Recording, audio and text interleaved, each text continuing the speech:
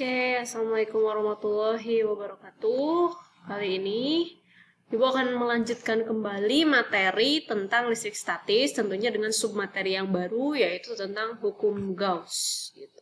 Jadi hukum Gauss ini sebenarnya pengantar untuk nanti kalian masih mempelajari tentang medan listrik. Medan listrik sebenarnya sudah dipelajari di pertemuan selanjutnya, di video yang sebelumnya juga Ibu sudah menjelaskan tentang medan listrik, tapi hanya untuk partikel yang bermuatan. Nanti akan ada medan listrik untuk beberapa bidang yang bermuatan. Nah, tapi sebelum masuk ke sana, sebelumnya Ibu akan menjelaskan dulu tentang hukum Gauss, ya. Nah, hukum Gauss ini, kalau misalkan kalian pernah dengar, ini sebenarnya ditemukan oleh seorang matematikawan namanya Carl Friedrich Gauss kalau nggak salah ya. Kalian bisa cari-cari referensinya tentang Gauss ini, dia siapa. Yang jelas Gauss ini dia ngomongin apa? Dia masih ngomongin tentang medan listrik gitu. Jadi pengantarnya kita belajar dulu hukum Gauss. Nah, sebelumnya kan kita pernah belajar tentang garis-garis medan listrik di pertemuan sebelumnya. Garis-garis medan listrik itu bergantung pada muatannya. Ada yang positif, ada yang negatif. Untuk yang muatan positif, garis-garis medan listriknya itu pasti akan keluar dari muatannya. Sedangkan kalau misalkan untuk muatan yang negatif, garis-garis medan listriknya pasti akan masuk atau menuju ke muatan tersebut. Nah, jadi jika terdapat garis gaya dari suatu medan listrik homogen ini artinya dia sama ya. Jadi ada garis gaya dari suatu medan listrik. Nah, berarti kan ada muatan sumbernya ya, ada muatan sumber, ada medan listrik. Nah, ini garis-garis gayanya. Ini kita sebut dengan E.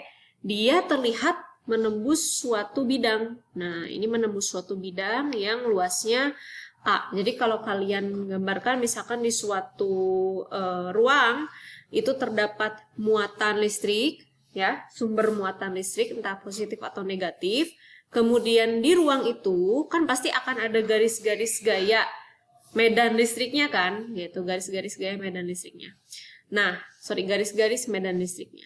Kemudian di ruang tersebut terdapat sebuah bidang dengan luas A.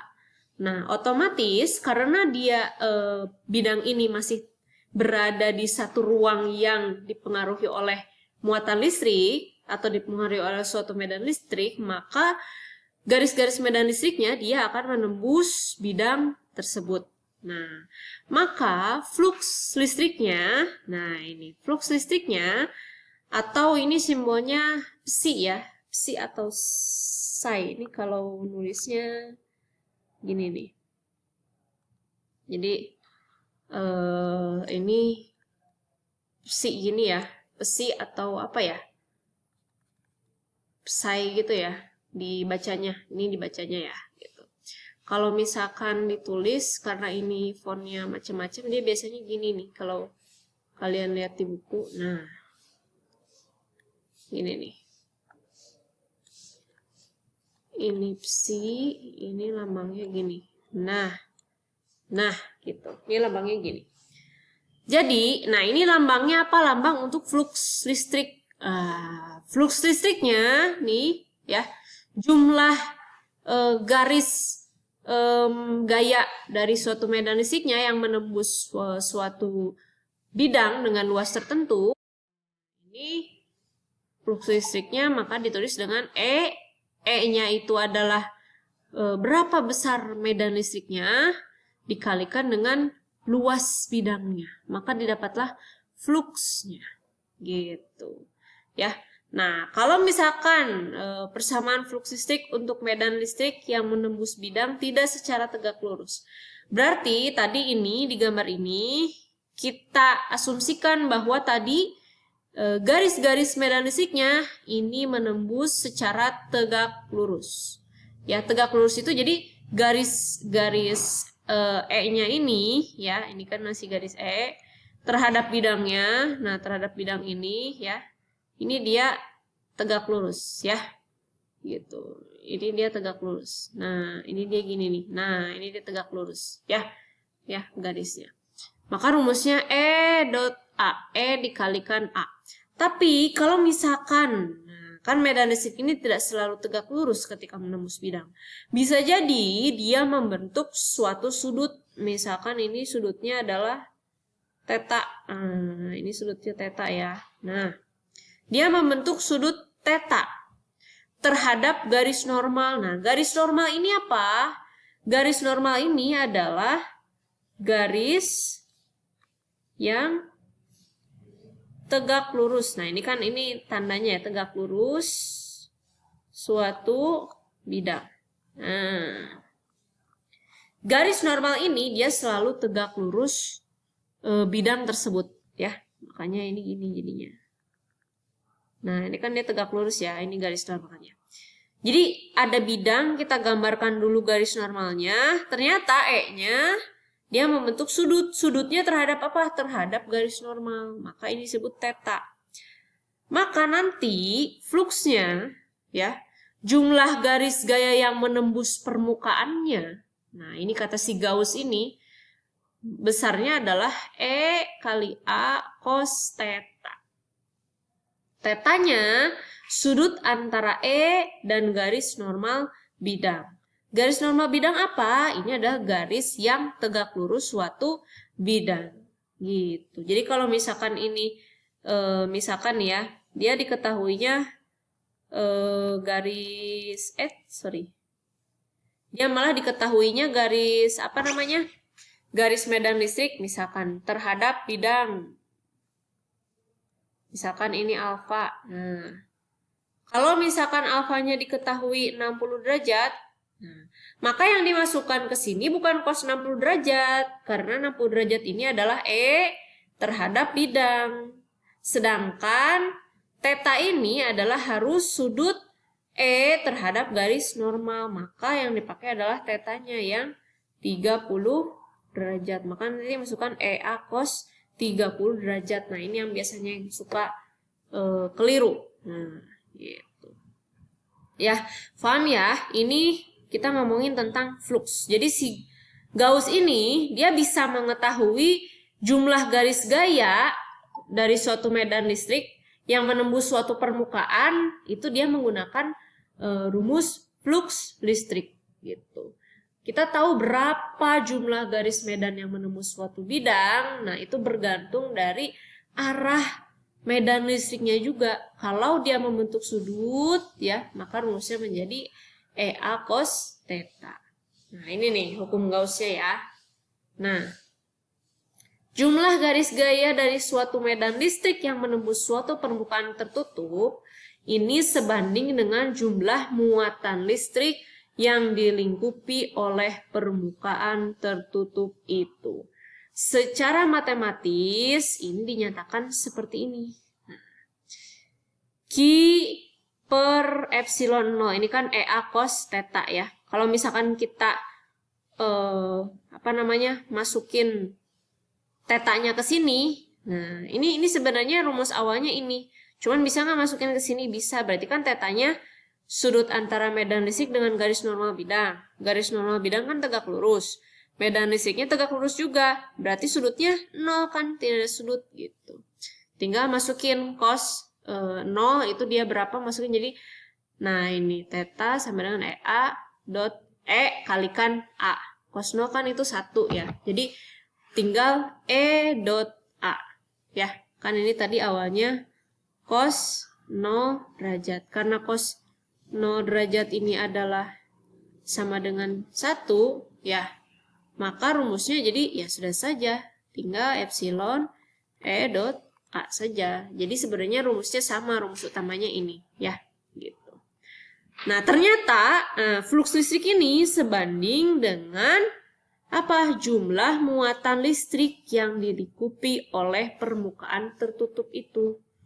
Jadi jumlah fluksnya ini sejumlah dengan muatan-muatan listrik yang ada di permukaan ini. Gitu. Dia sebanding. Cuma nanti ini dibagi oleh permitivitas udaranya berapa. Nah, ini permitivitas udara. Ini sebelumnya sudah kita bahas pada saat kita membahas gaya Coulomb. Gitu. Nanti yang dipakai Jadi persamaannya seperti ini.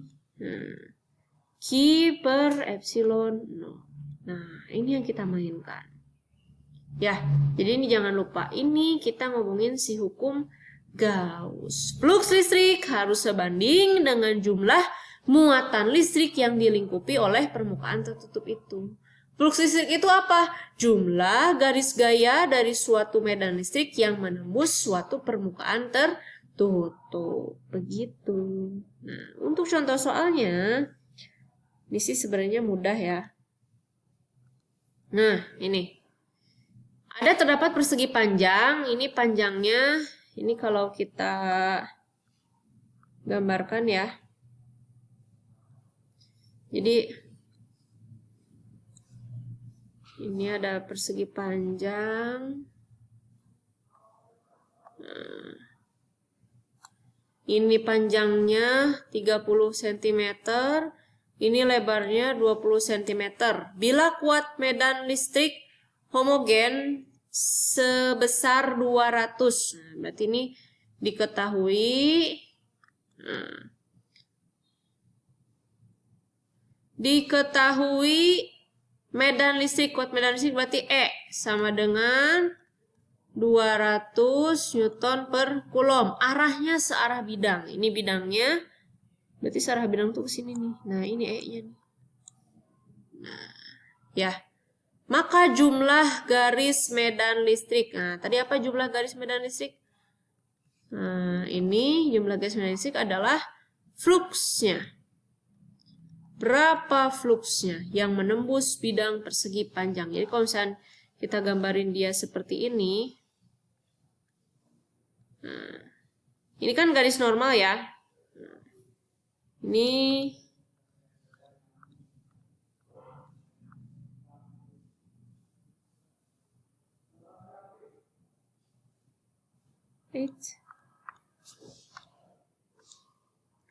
ini garis normal.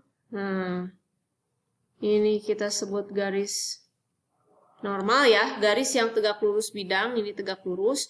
Kemudian E-nya searah dengan bidang, E-nya gini. Ya, searah. Jadi kalau kita ibaratkan ini kertas tipis gitu ya. Nah, ini searah dengan ini. Berarti sudutnya, sudutnya apa? Ini kan E-nya ya.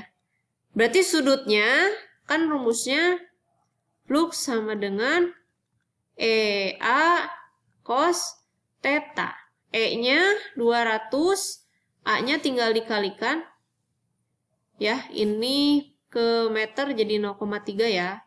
Ini 0,3 dikali 0,2 cos. Nah, tetanya sudut antara medan listrik dengan si garis normalnya. Berapa sudutnya? 90 derajat.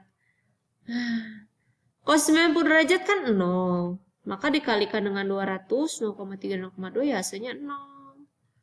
Ada tidak flux atau garis yang menembus ini? Ya tidak ada. 0.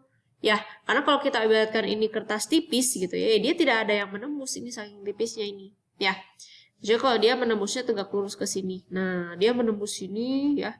Kalau dia E-nya ke sini, misalkan E-nya ke sini, ya otomatis dia banyak yang menembus. Ini juga menembus, ini menembus ya. Ini menembus ke sini, banyak.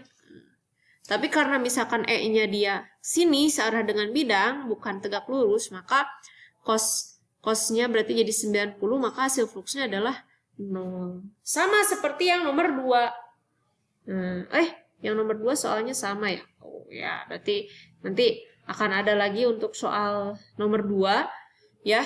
Ini salah ini. Kayaknya salah ngopiin. Jadi untuk soal nomor 2, misalkan kalau tadi kan searah. Kalau misalkan ganti medan listriknya, dia menembus dengan sudut 30 derajat terhadap bidang. Berarti kan kalau dia menembus 30 derajat terhadap bidang, ya berarti gini. Ini E-nya, ini bidangnya. Nah, maka ini 30 derajat. Yang diambil tetanya tetap yang ini. Berapa tetanya? 60 derajat. Maka nanti fluxnya tinggal EA cos theta 60 derajat. Bukan yang 30 derajatnya. Karena dia